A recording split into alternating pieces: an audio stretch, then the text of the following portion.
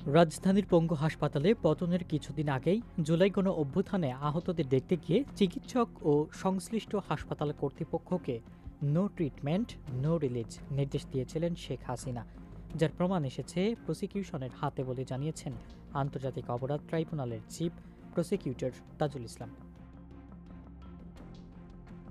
রোববার ২৩ ফেব্রুয়ারি আদালতে পূর্ব নির্ধারিত বিষয়ে শুনানি শেষে ট্রাইব্যুনালের প্রসিকিউশন অফিসের সম্মেলন কক্ষে এক প্রেস ব্রিফিংয়ে সাংবাদিকদের একথা জানান চিফ প্রসিকিউটর তাজুল ইসলাম। বলেন, আমরা রাজধানীর জাতীয় অর্থোপেডিক হাসপাতাল ও পুনর্বাসন প্রতিষ্ঠান বা পঙ্গু হাসপাতালে যখন পরিদর্শনে গিয়েছিলাম, তখন সেখানে চিকিৎসারত আহত রোগী ও তাদের স্বজনরা আমাদের জানিয়েছিলেন শেখ হাসিনা পালিয়ে যাওয়ার আগে একবার হাসপাতাল পরিদর্শন করতে গিয়েছিলেন।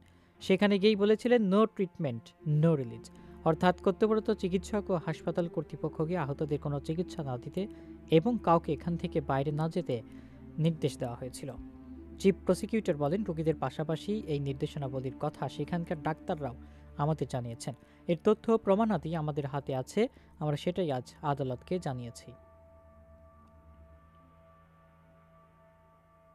এই সময় সাংবাদিকদের এক প্রশ্নের জবাবে তাজুল ইসলাম বলেন, জুলাই অগাস্ট গণ অভ্যুত্থান চলাকালে আমাদের যে সন্তানেরা শহীদ হয়েছেন তাদের মৃতদেহ প্রশাসনের নির্দেশে সুরতবহাল করতে দেওয়া হয়নি।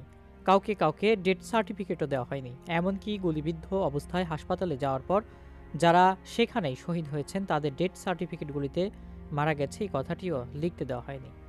শ্বাসকষ্ট কিংবা জ্বরে মারা গেছে এ ধরনের কথা লিখতে বাধ্য করা হয়েছে। আন্দোলনে শহীদের লাশ দাফন করতে যাচ্ছে জানতে পারলে রাস্তায় পুলিশ তাদের পরিবারের উপর হামলা আক্রমণ করেছে।